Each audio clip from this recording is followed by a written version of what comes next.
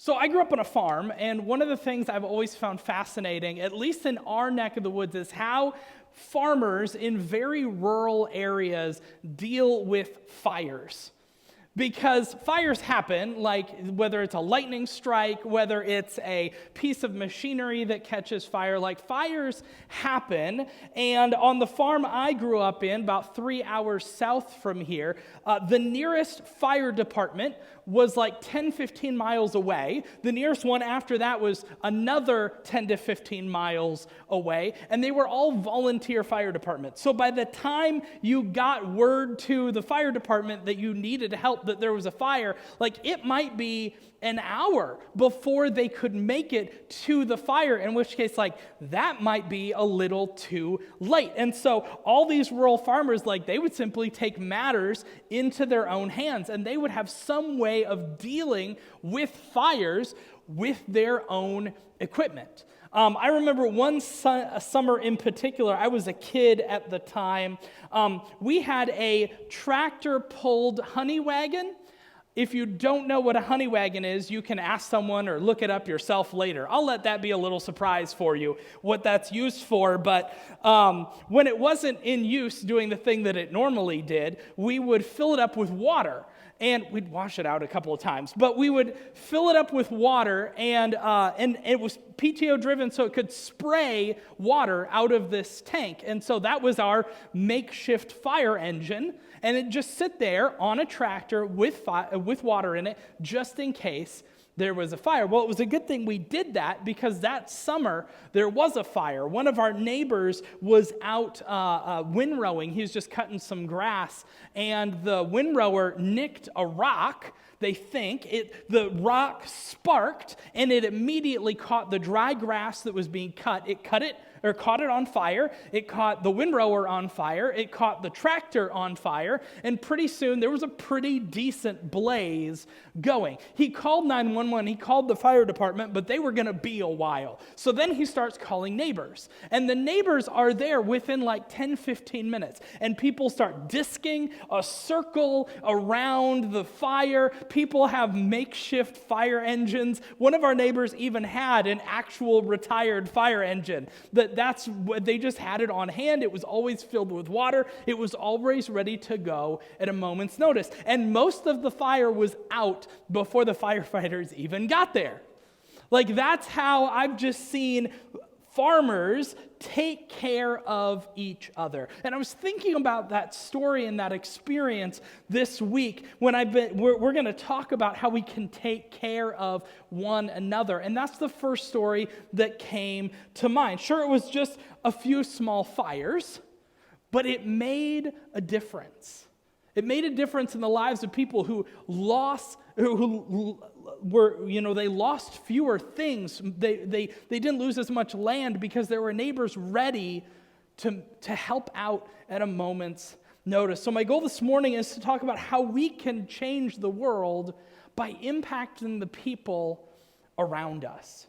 So we're in week 3 of our How to Change the World by Changing Yourself series. It's a series about making a difference and having an impact. I think each of us wants to leave our mark on the world in some small way to change it. And so the goal of this series is to learn, how do we do that?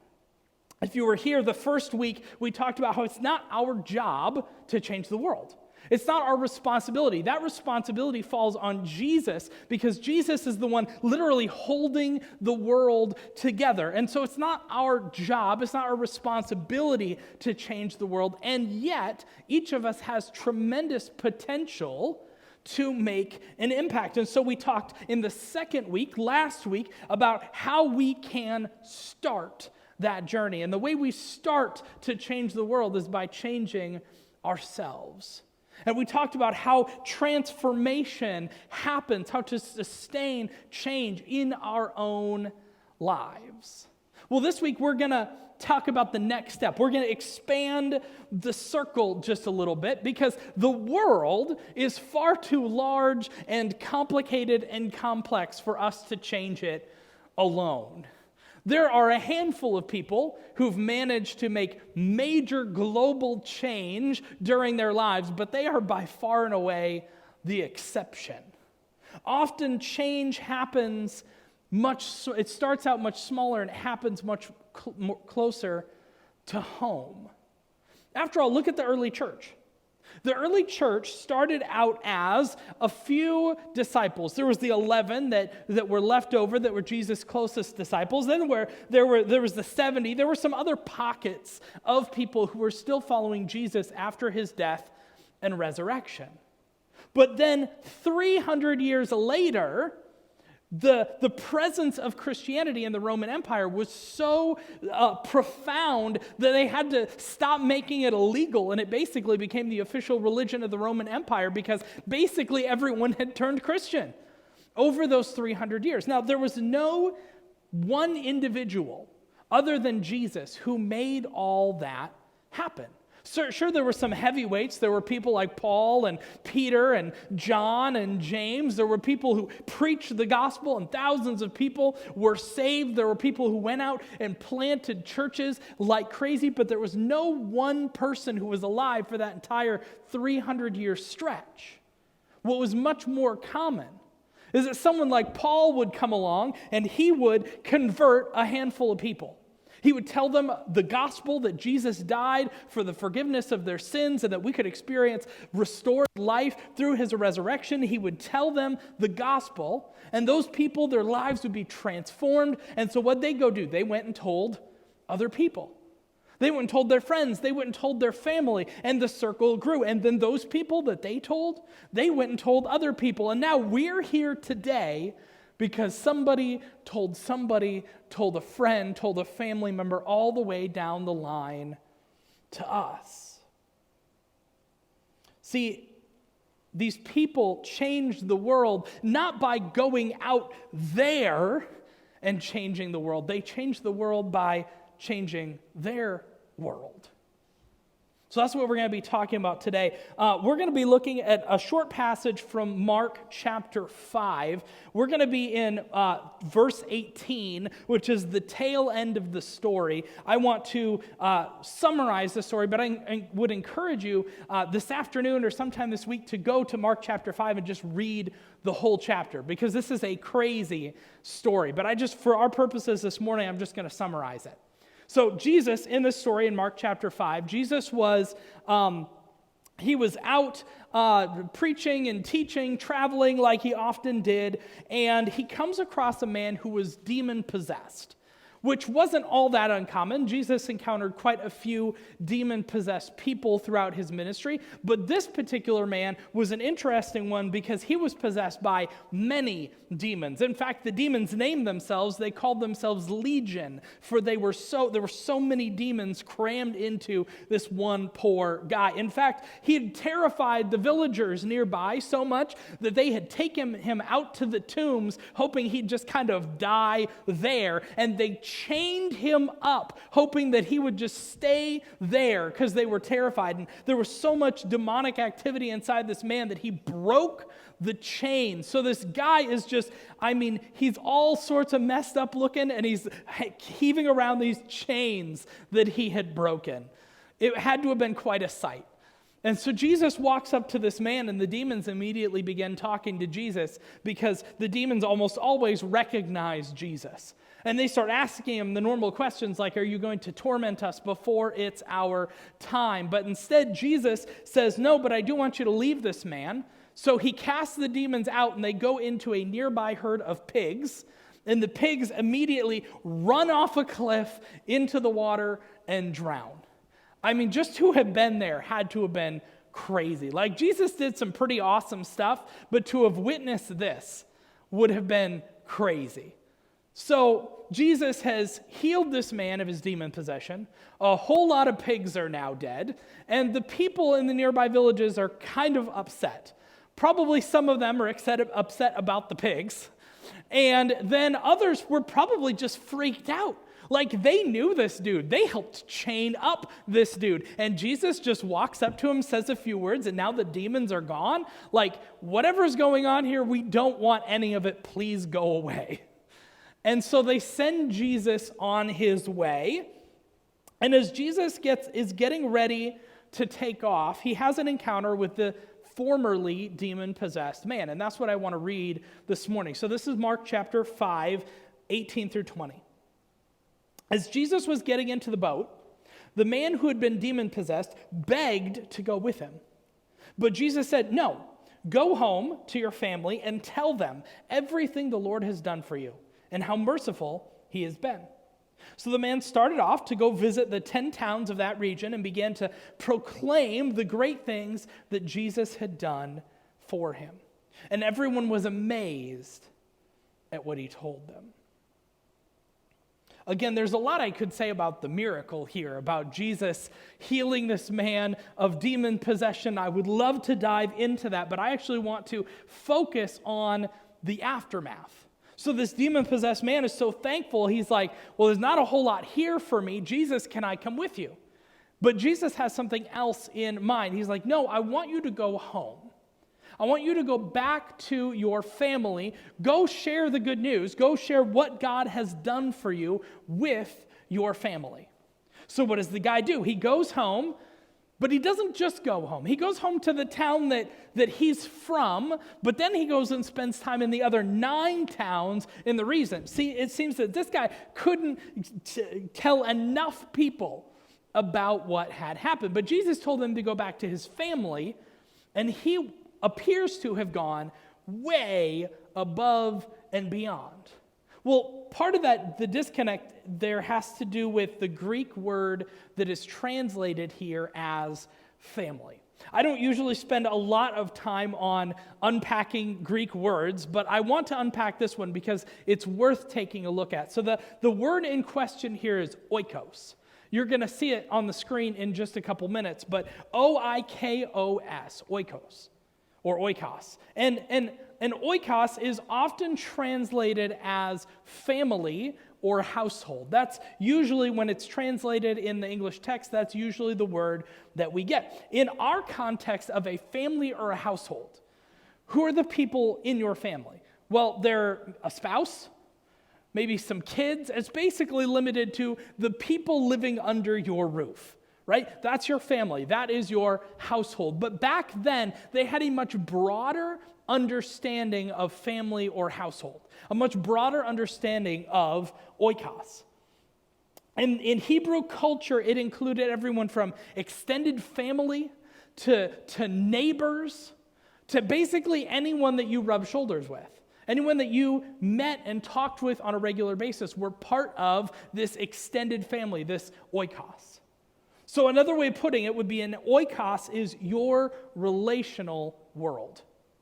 An oikos is your relational world. So back then, your oikos was your family and your kids. If you were old enough, if your kids were old enough, it would be your kids' spouses and their kids. They would all be a part of your relational world.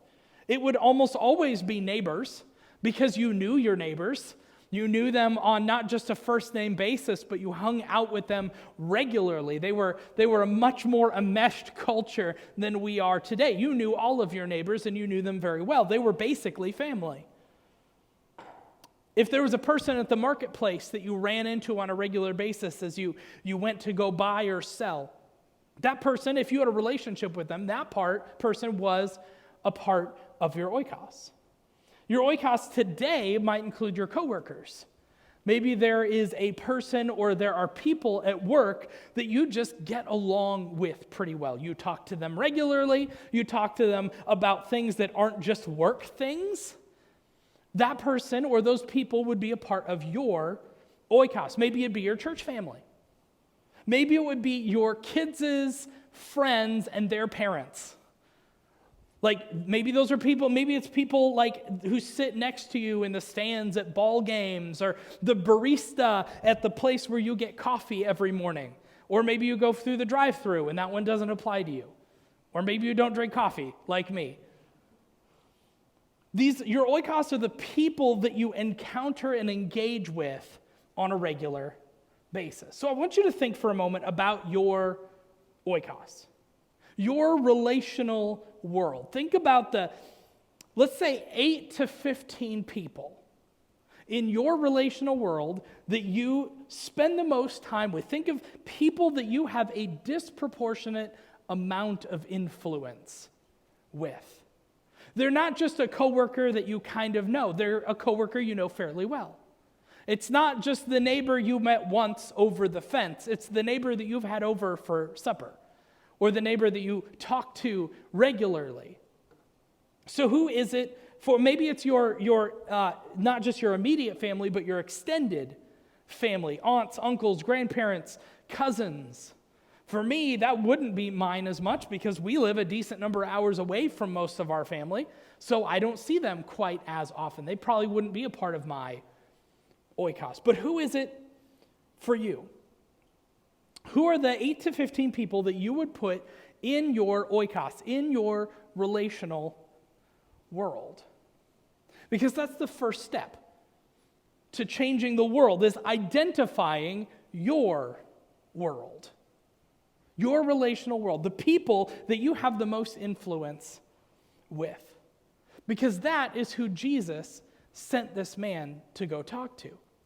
Jesus didn't say, come with me so I can show you off to all of these strangers and tell them the story, and you'll tell them the story of how we healed you from all these demons. That's not what Jesus did. Jesus sent him home. He sent him back into his oikos, into his relational world, which in his context wasn't just his hometown. It was the 9 villages surrounding his hometown. He said, go back to them, go back to your relational world and tell them what you've experienced. Tell them what God has done for you. Here's another example. For another example, let's look at Levi. So we're going to jump ahead to jump back actually, to Mark chapter 2, verses 13 through 17. So Levi, also known as Matthew, was one of Jesus' disciples, and he is widely accepted as the author of the gospel according to Matthew, the first book in the New Testament. So Levi was one of Jesus' 12 disciples, and like the other 12, he was called by Jesus to come follow him. And so we're going to read that story here in Mark chapter 2. It says, then Jesus went out to the lakeshore again and taught the crowds that were there, coming to him. As he walked along, he saw Levi, son of Alphaeus, sitting at his tax collector's booth. Follow me and be my disciple, Jesus said to him. So Levi got up and he followed him. I want to stop there for just a minute. So Levi is a tax collector. Tax collectors were the bad guys. In most stories, tax collectors were usually viewed as the bad guys. Certainly that was their reputation in town. Tax collectors were usually Hebrew-born people who then turned their back on their own people and chose to work for the Roman government. So their job was to collect taxes, obviously, that's part of the name, on behalf of the Roman government. But they were known for, all right, you owe Rome 10 silver pieces, and you owe me 2 silver pieces. And if you don't pay up, I'll have you put in prison for not paying Rome, even though you have to pay me extra. They were known for being incredibly crooked individuals. And because of their corruption, they became incredibly wealthy. Most tax collectors they owned in an age where no one had anything. They had the nicest homes, they had the nicest things, they had the most servants because their job allowed them basically unlimited wealth. And as long as they kicked up a little bit up the chain to keep their superiors happy, the corruption was fine. So they had a horrible reputation. But then we have Levi. And Levi was probably one of the few good tax collectors. We don't know for certain, but he was probably, the fact that Jesus called him and he immediately stopped what he was doing and followed Jesus says something about his character. But Levi was a tax collector. He was one of the bad guys. And so Jesus says, hey, I want you to follow me. And that's exactly what Levi does. He just leaves his booth, leaves his livelihood, which was a cushy job, and decides to follow Jesus. Pick it up in verse 15. Later, Levi invited Jesus and his disciples to his home as dinner guests, along with many tax collectors and other, I love this, disreputable sinners. There were many people of this kind among Jesus' followers. But when the teachers of religious law, who were who were Pharisees, saw him eating with tax collectors and other sinners. They asked his disciples, "Why does he eat with such scum?" When Jesus heard this, he told them, "Healthy people don't need a doctor, sick people do. I have come not to call those who think they are righteous, but those who know they are sinners." So Levi starts following Jesus, and we don't know exactly how much time expires. Maybe it was an afternoon, maybe it was a few days, but he's listening to what Jesus is saying, and Jesus is probably going out and preaching about the kingdom of heaven, something he liked to talk about. He's talking about how the wealthy should treat the poor, and Levi is listening to Jesus and all his teachings. Maybe he's even heard Jesus speak on occasion, and he decides to get into action. And so what does he do? He throws a dinner party, because that's the thing that you did when you're in the level of society that he was. He throws a dinner party. He invites Jesus and his disciples as guests of honor. And who does he invite to come along? Tax collectors. Because those are the people that he knew, right? That was his oikos. His oikos wasn't a bunch of church people. He didn't go to the temple and say, "Hey, Pharisees, come on," like all the good guys, right? "Hey, Pharisees, come on over. We're meeting with Jesus for supper." Because Levi didn't know those guys. That wasn't his world. Levi's world was the other tax collectors who probably weren't as good of people as he was. In fact, at least some of them had a reputation in the community. So the moment Jesus sits down with them, the religious people get upset because he's like, "Do you really know who you're eating with right now? Do you know what they've done? Do you know how they acquired all that wealth?" But that's what Levi did. See, Levi shared the gospel with the people in his sphere of influence. He shared the gospel with the people in his oikos. Because Levi had this life-changing encounter with Jesus, and the first people he wants to tell about what just happened are the people in his oikos, the people in his relational world. He gets his friends together, other tax collectors, other sinners. He gets them all together and says, "I want you to meet Jesus." See, for Levi, changing the world wasn't out there. Changing the world was right around him. Changing the world was changing the lives of the people that he cared about. So, if you want to make a difference in the world, start by making a difference in your world. Your relational world, the people that you spend time with regularly. If you have people in your life who don't know Jesus, tell them about him. Share the gospel with them. Tell them your story, how your life was changed by Jesus. If they're hurting, help them. If they're in need, serve them. If they're lonely, be a friend to them. Never underestimate the impact you can have on someone's life and by extension on the world when you care for the people that God has placed in your oikos, in your relational world, your sphere of influence. Let me give you an example. Some time ago when I was back in Iowa, I had a friend. I think I've shared a little bit about him before.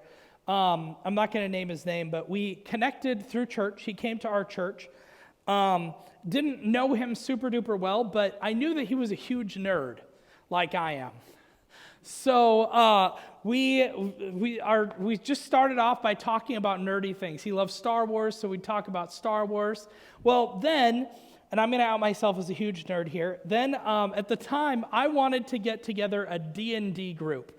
If you don't know what D&D is, it's Dungeons and Dragons. It's every bit as nerdy as it sounds. So I wanted to get together a D&D group. I'd never played before. I didn't know anything about it, but I'd always wanted to try. Again, because I'm a huge nerd. And so I started getting a group together. I was like, "Hey, he's a huge nerd. Maybe he'll want to play." And it turns out he did. So we got this group together to play D&D. And that's all it was. Like once a month, we'd get together. We'd nerd out for like 4 hours. And that was pretty much the extent of it. But I got to know him a little bit as as we're setting up and as we're tearing down and all this kind of stuff, I got the opportunity to take him out to lunch a couple times. We had his family, him and his wife, over a couple times for supper. I just started to get to know him a little bit. Especially over those lunches, I got the opportunity to find out a little bit where he was at in his walk with Jesus. Because he admitted, he was like, the reason I'm coming to church is because my wife wants to come to church. And I'm not really sure how I feel about all of this, how I feel about the Bible and Jesus, and I'm not really sure where I'm at. So I just got to talk a little bit. I got to share a little bit of my story. I got to pray with him, and I got to pray for him. And I wish I could say that I was always super duper intentional with that relationship, but it wasn't.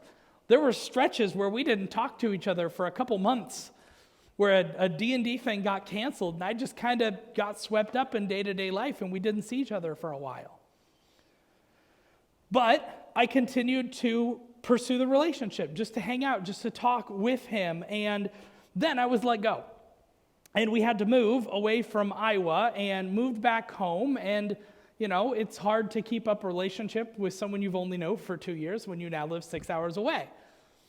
But then something cool happened. Shortly after we left, I got a Facebook message from him letting me know that the following Sunday he was going to be baptized because he'd finally given his life and his heart to Jesus.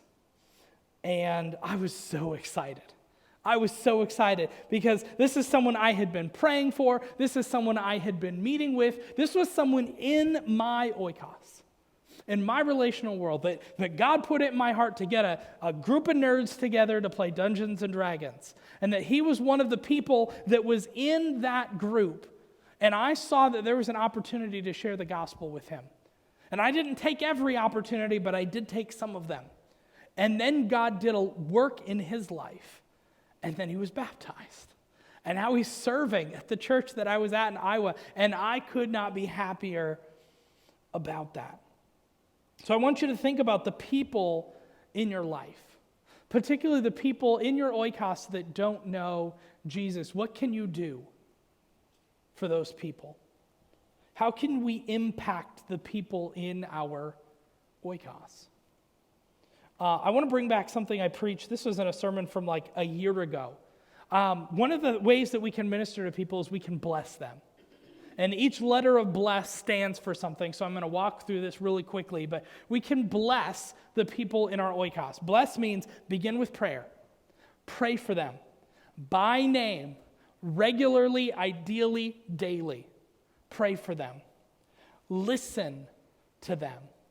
Listen, the world is very noisy out there. There's a lot of people who are talking and very few people who are listening. And if you would be willing to listen to someone, that alone could be life-changing.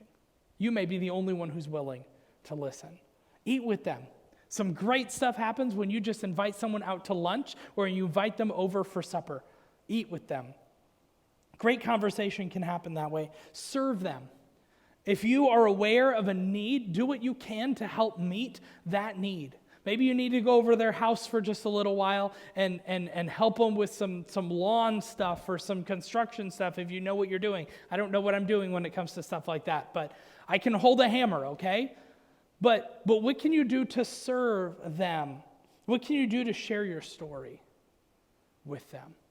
You'd be amazed what can happen when you're just willing to share your story. Like evangelism doesn't have to be this big, complicated thing where you're trying to figure out how in the world do I communicate all of these different biblical truths. And it's good to know those things, but sometimes the most effective evangelism strategy is sharing, hey, here's how God has changed my life. Here's how knowing Jesus has made a difference in my life, and I would like the same for you. That can be incredibly effective. So, a couple of questions for us to reflect on as we wrap up then today. First off, who are the people in your oikos? It is worth, even now as you're thinking about it, flip over the note-taking paper if you picked it up, and just, write numbers 18, 8 through 15, something like that, and just start writing down names. Who are the people in your oikos, in your relational world, in your sphere of influence? What are their names? Be aware of them. Second, who do you need to bless? Who on that list do you need to pray for? Ideally, all of them. Who on that list do you need to listen to? Just a little more intentionally. Who on that list do you need to invite out to lunch or invite over for supper? Who on that list do you need to serve? Who on that list do you need to share your story with? Who on that list needs to know Jesus but doesn't? And what can you do to introduce Jesus into their lives? Because this, by the way, this is how the church is meant to grow. Not just our church, I'm saying the church universal. The reason we're here right now is that someone invited us or told us about Jesus at some point. Maybe it was our parents, maybe it was a friend, but someone along the way blessed us. Maybe they were praying for us, maybe they were listening, maybe they shared their story, maybe they just invited us to church. But someone, somewhere along the way, decided that they wanted to see change in your life, and that's the reason that you're here right now. Think about what can happen if each of us did this for one person. And though that one person did this for one other person, think of the movement that could start, not just here in this church, but in our community and even outside of it. That's the power, being aware of your oikos and trying to make a change by blessing the people in your oikos can make. Because the ripple effect will go far beyond your world into the world at large. Let's pray together. Father God, I pray that you would encourage us, but also challenge us to bless the people in our oikos. First, that we would understand that there are people, God, that maybe it's through our job, maybe it's through the family that we were born into, maybe it's the friend group that's come together around us. God, there are people in our lives who need to hear the gospel. And God, you've placed us in their lives and you've placed them in our lives so that we could use the influence that we have to tell them about your son, Jesus. We could use our influence to pray for them and to listen to them and to eat with them and to serve them and to share our story with them. And so, God, I just pray that you would open our eyes and our hearts to the people around us.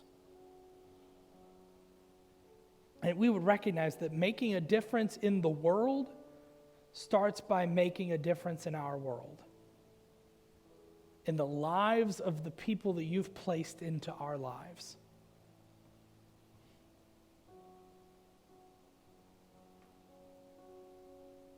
And God, that we would recognize that you are already at work in their lives and in their hearts. God, there's such a thing as prevenient grace, the grace that goes before, that every single person, whether they know you or not, has experienced your grace and your love. And it may have looked a lot of different ways and taken a lot of different forms, but God, you are calling every single person to yourself.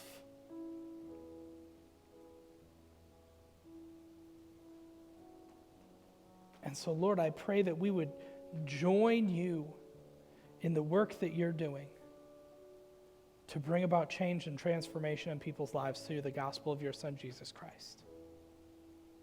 Light a fire under us to transform our world. We pray all this in the name of your Son, Jesus, and in the power of your Holy Spirit.